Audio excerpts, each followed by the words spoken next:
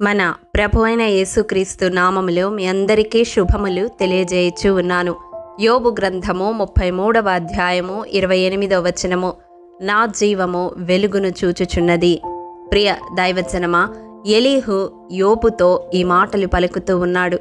అతని జీవము వెలుగును చూచుచున్నది అని పలుకుతూ ఉన్నాడు. అనగా దేవుణ్ణి చూచుచూ ఉన్నది అని తెలియజేస్తా ఉన్నాడు. అవును, మనం ఆరాధించే దేవుడు నిజమైన వెలుగై ఉన్నాడు. ఆయన జీవము గలవాడు. ఆ జీవము మనుషులకు వెలుగై ఉన్నదని, ప్రతి మనిషిని వెలిగించుచున్నదని భక్తుడైన యోహాను పలుకుతూ ఉన్నాడు. మరి ఈ వాక్యము వింటున్న ప్రియ సహోదరుడా, సహోదరి, నీ జీవము వెలుగును చూచుచూ ఉన్నదా? అసలు ఎందుకు మన జీవము వెలుగును చూడాలి? యోబు గ్రంథం 33వ అధ్యాయము 4వ వచనం ప్రకారం మనకు జీవమునిచ్చినది సర్వశక్తుడైన దేవుడు కాబట్టి మన జీవము ఆయనను చూచేదిగా ఉండాలి. రెండవదిగా విలాప వాక్యములు 3వ అధ్యాయం 58వ వచనం ప్రకారం దేవుడు మన ప్రాణ విషయమైన వ్యాజ్యములను వాదించి మన జీవాన్ని విమోచించి ఉన్నాడు. అంత మాత్రమే కాదు, యోబు గ్రంథం 33వ అధ్యాయం 28వ వచనం ప్రకారం కోపములోనికి దిగిపోకుండా దేవుడు మన జీవాన్ని విమోచించి ఉన్నాడు. అందువల్లనే మన జీవము దేవుణ్ణి చూచేదిగా ఉండాలి. మనలను విమోచించడానికి ఆయన తన జీవాన్నే అర్పించి ఉన్నాడు.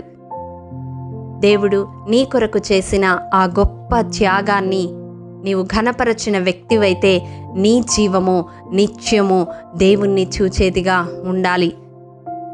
ప్రియ దైవజనమా, నీవు దేవుణ్ణి చూడలేకపోతూ ఉన్నావు అంటే, నీ జీవము వెలుగును చూడలేకపోతుంది అంటే కారణం ఏమిటో తెలుసా?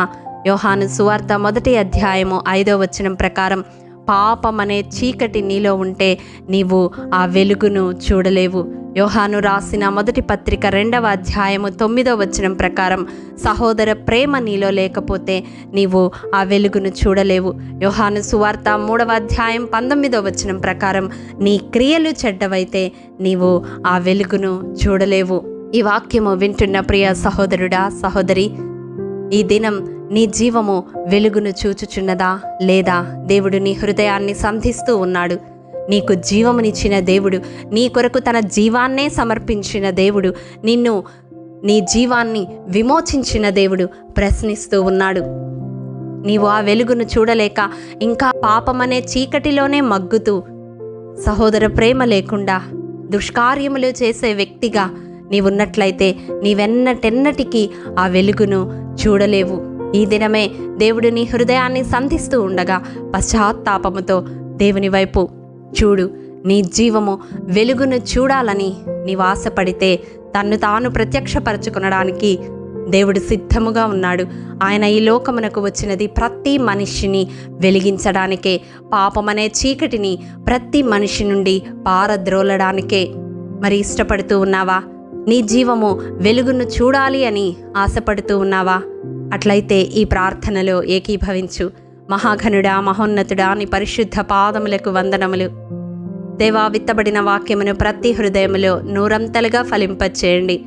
ఎవరైతే ఇంతవరకు నాయనా నిన్ను చూడలేక, నీ వెలుగులో నివసించలేక, వెలుగులో ఉన్నామని చెప్పుకుంటూ భ్రమలో ఉన్నారో అట్టి ప్రతి ఒక్కరిని నీ కృపాహస్తాలకు అప్పగిస్తూ ఉన్నాను.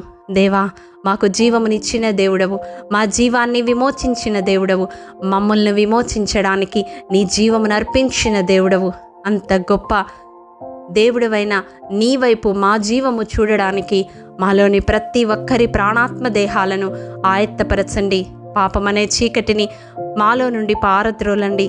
సహోదర ప్రేమను చిగురింపచేయండి. సత్క్రియలు చేసే వరముగా మాలో ఉన్న ప్రతి దుష్కార్యమును తొలగించి నీకిష్టమైన బిడ్డలుగా, నీ ద్వారా వెలిగించబడే బిడ్డలుగా మేముండునట్లు మాకు సహాయమును అందించండి.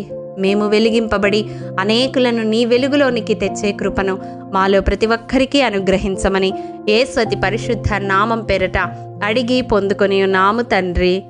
ఆమేన్.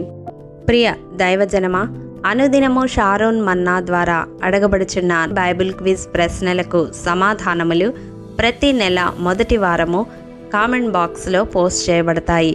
కాబట్టి గమనించి మీకు తెలియని ప్రశ్నలకు సమాధానములు తెలుసుకొనగలరని ప్రభు పేరట మనవి చేయుచూ ఉన్నాము. ప్రియ దైవజనమా, ఈ దినం బైబిల్ క్విజ్ ప్రశ్న: బైబిల్లో మేడి చెట్టు ఎక్కినది ఎవరు? మీ సమాధానం మాకు తెలియజేస్తారు కదూ.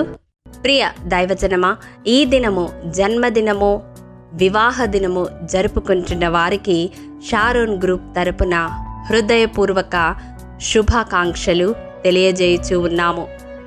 దేవుడు శ్రేయస్కరమైన ఆశీర్వాదములతో ఈ సంవత్సరాది నుండి సంవత్సరాంతము వరకు మిమ్ములను నింపాలని ప్రార్థిస్తూ ఉన్నాము. ఆమేన్.